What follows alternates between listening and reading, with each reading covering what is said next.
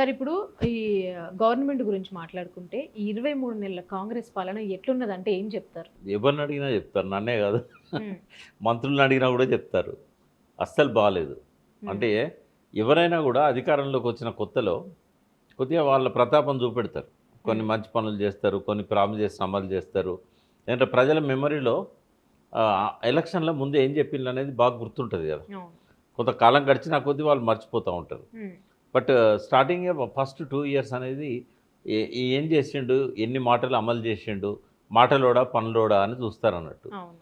చూస్తే అక్కడే ఘోరంగా ఫెయిల్ అయ్యిండు రేవంత్ రెడ్డి. అందుకని ఇక ప్రజల లోపల ఒక విముఖత అనేది హ్మ్. ఒక 6 నెలల తర్వాత స్టార్ట్ అయింది. 6 నెలల తర్వాత స్టార్ట్ అయింది. మనం చూసినట్టయితే ప్రపోర్షనేట్‌గా ఎంపీ సీట్లు రావాలి హ్మ్. కాంగ్రెస్‌కి. బట్ వచ్చిన 6 నెలలకే బీజేపీకి 8 పోయినాయి. అంటే ఆ సీట్లల్లో ఇప్పుడు ఆయన సొంత సీటు కూడా ఆయన బీజేపీకి ఇచ్చాడు. హ్మ్. మల్కాజ్గిరి. రేవంత్ రెడ్డి సీట్ అది. ఓకే. రేవంత్ రెడ్డి సీఎం అయినాక అప్పటికి ఎంపీ ఆయన అక్కడ. ఆ ఎలక్షన్ వచ్చిన తర్వాత 6 నెలలకు కదా ఎంపీ ఎలక్షన్లు వచ్చినాయి. ఆ సీట్ సిట్టింగ్ సీట్ ఆయనది. హ్మ్. ఆయన పోయి పార్లమెంట్‌లో రిజైన్ చేసి రావాల్సి వచ్చింది. టర్మ్ ఓహ్! ఉన్నది కాబట్టి హ్మ్. సీఎం అయినాక. ఆ సీట్ కూడా కాపాడుకోలేకపోయాడు కదా. అవును. అంటే ఒక 6 మంత్స్ లోపలనే ఆయనకు ఫాల్ అనేది స్టార్ట్ అయింది. హ్మ్. ఆయన నెగెటివ్ ఇమేజ్ అనేది బాగా క్రియేట్ అయింది. అవును. ఇప్పుడైతే ఇంకా డౌన్ అయింది. ఇప్పుడు మంత్రుల మధ్య సఖ్యత లేదు. ఒకరంటే ఒకరికి పడదు. అవును. ఆర్థికంగా కూడా ఘోరంగా ఫెయిల్ అయ్యిండు. హ్మ్. అదివరకున్న గ్రోత్ రేట్ కూడా మెయింటైన్ అయితలేదు. హ్మ్. ఇప్పుడు సాలరీస్ కూడా ఈ రిటైర్ అయిన వాళ్ళకైతే అసలు పెన్షన్‌లే లేవు. హ్మ్. పెన్షన్‌లంటే ఇస్తున్నారు గానీ వాళ్ళ ఎరియర్స్ ఇవ్వట్లేదు. ఎరియర్స్ ఇప్పుడు 2 సంవత్సరాల నుంచి పెండింగ్ ఉన్నాయి. ఓకే. చాలా పెద్ద అంటే సార్ అమౌంట్. ఇప్పుడు హ్మ్. ముఖ్యంగా అంటే బీఆర్ఎస్‌ను కాదని కాంగ్రెస్‌కి ఓటేసిన ఎక్కువ మందిలో నిరుద్యోగుల సంఖ్య ఎక్కువగా ఉంది. హ్మ్. అంటే వాళ్ళు అంటే గత ప్రభుత్వంలో అంటే ఇచ్చినవి సరిపోవట్లేదో లేకపోతే ఇవ్వలేదో. సో, ఆహ్, ఆ ప్రభావం అనేది ఇప్పుడు ఈ కాంగ్రెస్ గెలవడానికి ఎక్కువగా ఉంది. హ్మ్. సో, అంటే ఇప్పుడు మాకసలు నిరుద్యోగులు ఎక్కువగా మాకసలు ఉద్యోగ అవకాశాలే లేవు. ఉద్యోగ నోటిఫికేషన్‌లు ఇవ్వట్లేదనేసి రీసెంట్‌గా కాంగ్రెస్ నిరుద్యోగ బాకీ కార్డ్ అని ఒక పోస్టర్ అయితే ఆవిష్కరణ చేశారు. సో, ఏందసలు ఈ ఉద్యోగ నిరుద్యోగుల పరిస్థితి ఏందసలు? అంటే ఎనకటి రోజుల్లో అంటేనేమో చాలా తక్కువ మంది చదువుకునేటోళ్ళు. హ్మ్. అంటే ఓ గ్రాడ్యుయేషన్ కంప్లీట్ చేసి పోస్ట్ గ్రాడ్యుయేషన్ వరకు వచ్చేవాళ్ళు 100లో 10 మంది కూడా ఉండకపోయేవాళ్ళు. హ్మ్. ఇప్పుడేమైందంటే ఎక్కడ చూసినా కూడా ఇంజినీరింగ్ కాలేజీలు, మెడికల్ కాలేజీలు వచ్చినాయి. అంతకుముందే రెసిడెన్షియల్ స్కూల్స్ బాగా పెరిగినాయి. టీఆర్ఎస్ గవర్నమెంట్‌లోనే 1000 పైన రెసిడెన్షియల్ స్కూల్. అందులో కొత్తగా వచ్చినయి 800 పైన. హ్మ్. ఇప్పుడు 1100 పైన ఉన్నాయి. ఇవన్నిటి వల్ల ఏమైందంటే మారుమూల గ్రామాలలో కూడా అట్టడుగు వర్గాలలో కూడా దళితులలో కూడా బాగా చదువు అనేది పెరిగిపోయింది. అవును. దానివల్ల ఏంటంటే ఉద్యోగాలలో పోటీ కూడా తీవ్రమైంది. అయితే మనం స్కూల్స్ పెట్టొచ్చు, కాలేజీలు పెట్టొచ్చు, విజ్ఞానాన్ని ఇవ్వచ్చు. కానీ ఉద్యోగాలు క్రియేట్ చేయలేము. వాస్తవంగా కేసీఆర్ గవర్నమెంట్‌లో వాళ్ళు చెప్పుకోలేకపోయారు ఎలక్షన్స్ టైంలో. 1,60,000 ఉద్యోగాలొచ్చాయి. అంటే అదివరకున్న కాంట్రాక్ట్ వాళ్ళకు పే స్కేల్ ఇవ్వడం కావచ్చు. అదేవిధంగా కొత్త ఉద్యోగాలు కావచ్చు. అంటే రిక్రూట్మెంట్ బోర్డ్స్ అనేటివి ఒక పబ్లిక్ సర్వీస్ కమిషన్ ఒకటే కాదు కదా. పబ్లిక్ సర్వీస్ కమిషన్‌తో పాటుగా పోలీస్‌ది రిక్రూట్మెంట్ బోర్డ్ ఉంటది. మెడికల్ రిక్రూట్మెంట్ బోర్డ్ ఉంటది. ఇట్లా చాలా ఉంటాయి. అన్నీ కలిపితే దాదాపు కాంట్రాక్ట్ వాళ్ళని కూడా వాళ్ళకి ఈక్వల్ పే స్కేల్ ఇచ్చినాయి. ఎలక్ట్రిసిటీలో 22,000 మందితో కలిపితే పోలీస్ డిపార్ట్మెంట్ వాళ్ళది, హాస్పిటల్స్ ఇవన్నీ చూస్తే దాదాపుగా 1,60,000 ఉద్యోగాలొచ్చినాయి. హ్మ్. అప్పుడు ప్రభుత్వం బాగా బ్లేమ్ అయింది ఏందంటే, ఒకటి గ్రూప్ 1 కండక్ట్ చేస్తే 2 సార్ల మళ్ళీ పరీక్ష రద్దు కావడం. అవును. తర్వాత గ్రూప్ 1 గ్రూప్ 2 ఒకటేసారి పరీక్ష కండక్ట్ చేయడం. కొన్ని ఉద్యోగాలు టీచర్స్ ఉద్యోగాలు, డీఎస్సీ ఇట్లాంటి వాటిలల్లో కొంత భర్తీ గురుకుల టీచర్స్‌లో బాగా భర్తీ జరిగింది గానీ, డీఎస్సీ వీటిలల్లో జరగలేదు. హ్మ్. దీనివల్ల ఏందంటే బాగా నెగెటివ్ ఇమేజ్ వచ్చింది. అయితే వీళ్ళు ఉన్నది కూడా చెప్పుకోలేకపోయిండ్రు. ఆ వాస్తవంగా 9.5 ఏళ్ల బీఆర్ఎస్ గవర్నమెంట్‌లో దేశం మొత్తంలో మనం యావరేజ్ తీసినట్టయితే అంటే ఎంతమంది జనాభా ఉన్నారు, ఎన్ని ఉద్యోగాలు ఇచ్చారనే ప్రపోర్షన్ నిష్పత్తిని గనుక మనం తీస్తే తెలంగాణ నంబర్ 1గా ఉంది ఉద్యోగాలు ఇచ్చిన దానిలో. హ్మ్. అది చెప్పుకోలేకపోయారు.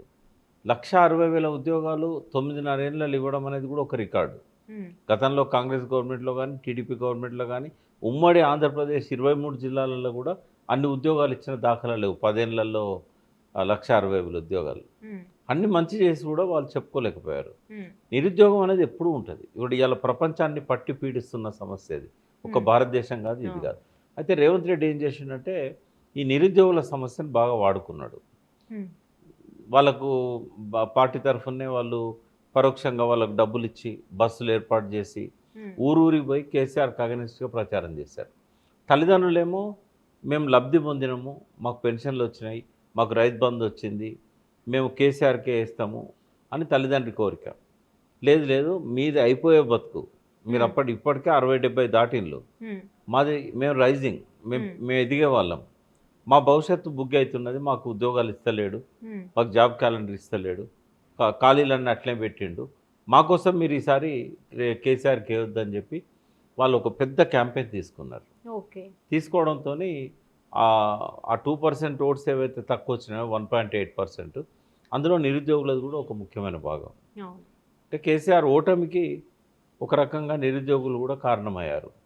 బట్ వాళ్ళు వెంటనే రియలైజ్ అయ్యారు, రేవంత్ రెడ్డి 2 లక్షల ఉద్యోగాలు 1 ఇయర్లో భర్తీ చేస్తా అన్నాడు.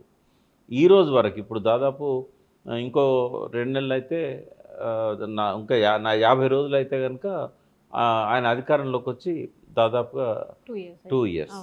ఈ 2 ఇయర్స్లో ఫస్ట్ 1 ఇయర్లోనే 2 లక్షల ఉద్యోగాలు ఇస్తాడు. 2 ఇయర్స్లో ఆయన ఇచ్చిన ఎంత అంటే 5,600 చిల్లర ఉన్నాయి. 5,600 కంటే ఎక్కువ లేవు. అయితే చెప్పుకోవడం మాత్రం 60,000 అని చెప్పుకుంటాను. వాస్తవంగా 60,000 ఉద్యోగాలు ఆర్డర్స్ ఇచ్చారు, బట్ నోటిఫికేషన్ ఇచ్చింది బీఆర్ఎస్ గవర్నమెంట్. అది వరకు ఎగ్జామ్స్ పెట్టి రిజల్ట్ డిక్లేర్ చేసి ఓన్లీ ఆర్డర్స్, జాబ్ నియామకాలు మాత్రమే. ఎలక్షన్ వచ్చింది కాబట్టి వాళ్ళు కోడ్ వచ్చిందని చెప్పి ఇవ్వలేకపోయారు. ఎలక్షన్ అయినాక ఈయన ఉత్తర్వులు ఇచ్చాడు వాళ్ళకి. అవి నోటిఫికేషన్ ఏ గవర్నమెంట్ ఇచ్చింది అనేది ఇంపార్టెంట్. మరి సీతక్క గారు అంటున్నారు, అంటే ఇప్పుడు ఈ నిరుద్యోగుల వెనుక ఉండి నడిపించేది పార్టీలు మాత్రమే, కావాలనే కాంగ్రెస్ మీద బురద జల్లే ప్రయత్నం చేస్తున్నారు, మేము 70,000 ఉద్యోగాలు ఇచ్చినాం, ఇంకా నోటిఫికేషన్లు ఇస్తున్నామని సీతక్క గారు అంటున్నారు. ఇప్పుడు వాళ్ళకి ఇవ్వడానికి అవకాశమే లేదు. ఇప్పుడు రిటైర్ అయిన వాళ్ళ ప్లేస్లో భర్తీ చేద్దామన్నా కూడా సాలరీస్ ఇవ్వడానికి డబ్బులు లేవు. రిటైర్ అయిన వాళ్ళకు పెన్షన్స్ ఏరియాస్ కూడా ఇప్పుడు 15,000 కోట్ల దాకా పెండింగ్లో ఉన్నాయి. ఇప్పుడు వాళ్ళు హాస్పిటల్స్ పోతాం, మేము మాకు వచ్చే డబ్బులు ఇవ్వండి అంటే కూడా ఇవ్వలేని పరిస్థితి ఉన్నది. కేవలం 1 లక్ష 2 లక్షలు ఎవరికైతే డ్యూ ఉన్నామో అవి మాత్రమే ఇవ్వాలని డిసైడ్ చేశారు, అవి కూడా ఇవ్వట్లేదు. తర్వాత నిరుద్యోగుల వెనకాల రాజకీయ పార్టీలు ఉండడం అనేది కాంగ్రెస్ ఉన్నది.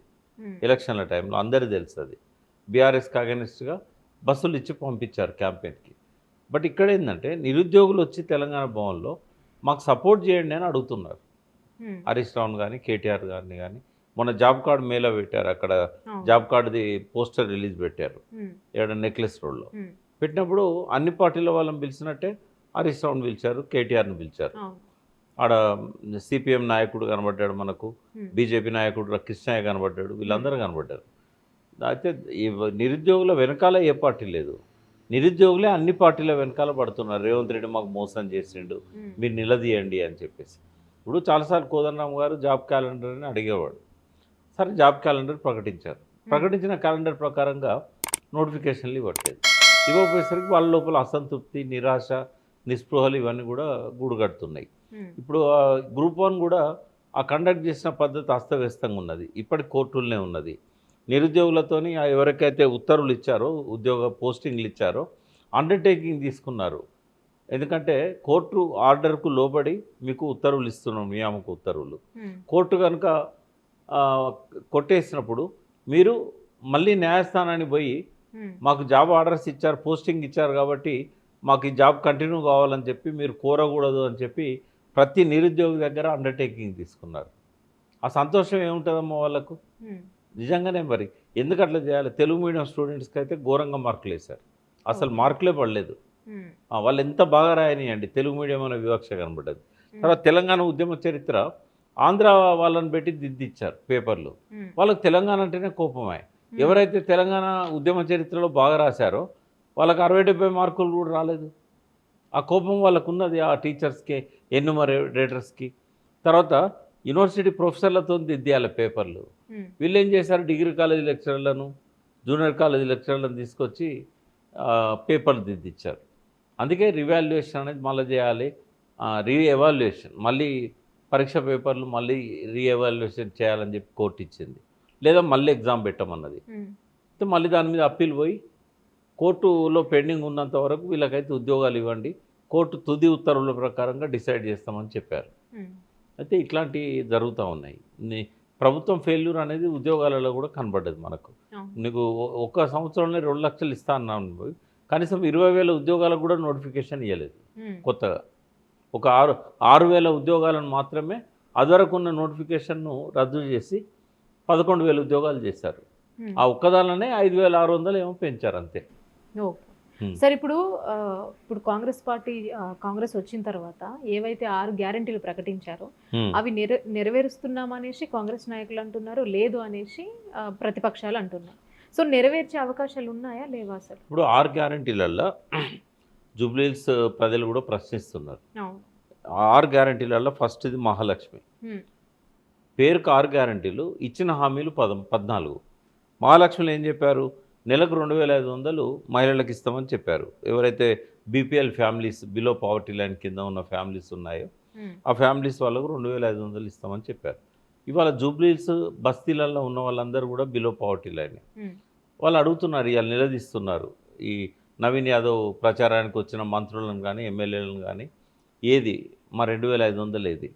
ఈ బాకీ కార్డు కూడా బీఆర్ఎస్ తీసింది కదా, మీకు ఇన్ని ఇప్పుడు 18 నెలల నుంచి 2,500 ఇంటూ 18 నెలలు, మీకు ఇంత అప్పు బాకీ పడ్డాడు రేవంత్ రెడ్డి.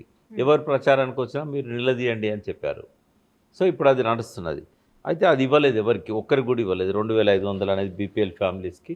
అది బాగా ఎలక్షన్స్లో ఓట్లను తీసుకొచ్చిన స్లోగన్ అది. మాకు ఇంట్లో ఉన్న వాళ్ళందరికీ మాకు 2,500 ఇస్తారట. రెండవది గ్యాస్ సిలిండర్కు ₹500 అన్నాడు. అది ఆచరణలో ఎంతవరకు అమలైంది అనేది చూడాలి. చాలా వరకు అది ఫెయిల్యూర్ అయింది. బట్ ఆయన దాన్ని ఇంప్లిమెంట్ చేశాడు. ఒకటి ఇంప్లిమెంట్ చేశాడని అనుకుందాం. గ్యాస్ సిలిండర్కి 500. సెకండ్ ఏంటంటే బస్సులలో ఫ్రీ ట్రావెల్ అని చెప్పారు. ఈ 2 అమలైనాయి. ఈ మొదటి దానిలో ఇచ్చిన 3 హామీలలో 2 అమలైనాయి. అన్నిటికంటే ఇంపార్టెంట్ 2,500 అమలు కాలేదు. తర్వాత రైతు భరోసా, ఈ ₹15,000 ఒక ఎకరానికి సంవత్సరానికి, అంటే 2 పంటలకు కలిపి. రైతు బంధుది మాడిఫై చేసి రైతు భరోసా అని పెట్టి 5,000 ఇచ్చిండు కేసీఆర్, నేను 7,500 ఇస్తా, నేను అట్లా 2 పసలు కలిపి 15,000 ఇస్తా అన్నాడు. ఎక్కడ ఇచ్చిండమ్మా?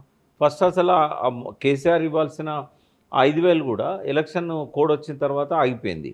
అది కూడా ఆయన ఇవ్వలేదు.